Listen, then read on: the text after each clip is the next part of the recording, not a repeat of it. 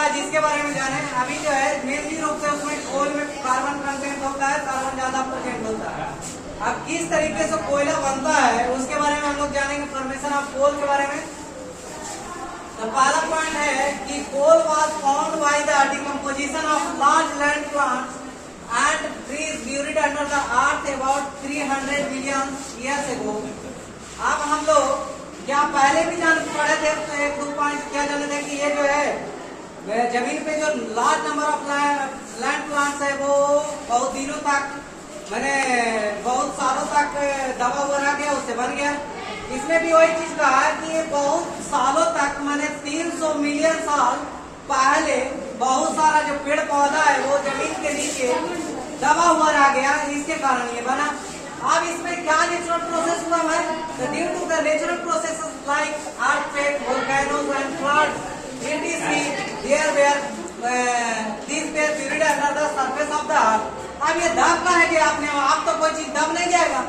क्या हुआ कि बहुत सारा अर्थक्वेक आया, अर्थक्वेक में गिर गया पेड़, वोल्केनोज आया, चक्रवात आया, ये बहुत सारा बाढ़ आ गया, जिसके कारण गिर गया और परत दर परत उस पर मिट्टी चढ़ते चला गया।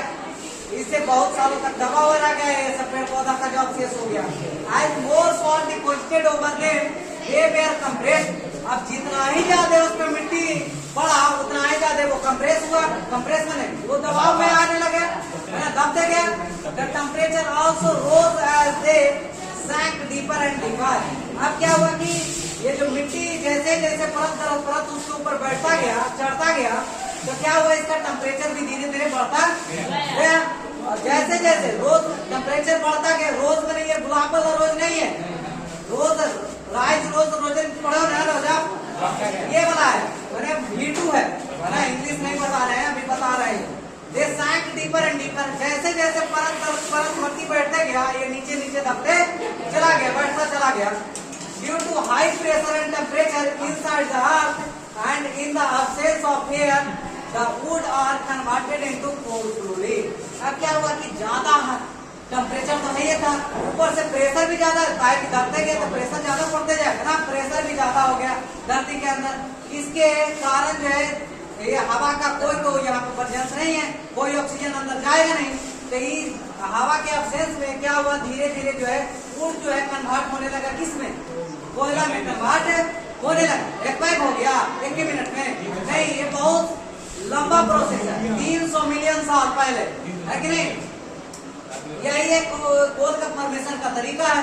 ये जो कोल जो है ये बहुत सारा बहुत लंबे आज से पहले 300 साल पहले जो है बहुत सारा लार्ज लैंड ट्रीज जो है दब के रह गया। इसके कारण जो है ये परत दर परत जो है बहुत सारा मिट्टियां इस पे बैठते गए, जिससे के कारण ये कंप्रेस होता गया और टेम्परेचर भी इसका बढ़ता गया।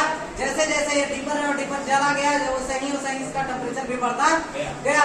लेकिन हाई प्रेशर भी, इसका प्रेशर भी हाई होता गया, कहा कि अंदर से ना उसका गैस बाहर आया, ना ही बाहर से अंदर कोई एयर गया। इसके कारण ये धीरे धीरे जो है वुड जो है कन्वर्ट हो गया, किसमें? कोयला में कन्वर्ट हो गया। आप जानेंगे इस प्रोसेस जो प्रोसेस हुआ, जो केमिकली प्रोसेस हुआ इसमें, इसको कार्बनाइजेशन बोलते हैं। क्या बोलते हैं? कार्बनाइजेशन। ये प्रोसेस होता क्या है carbonisation? The slow process by which the deep plants buried under the earth have become coal is called carbonization। अब क्या हुआ कि ये स्लो प्रोसेस है, अभी ना पढ़े कि कोयला बनने का ही प्रोसेस क्या होता है, बहुत स्लो होता है।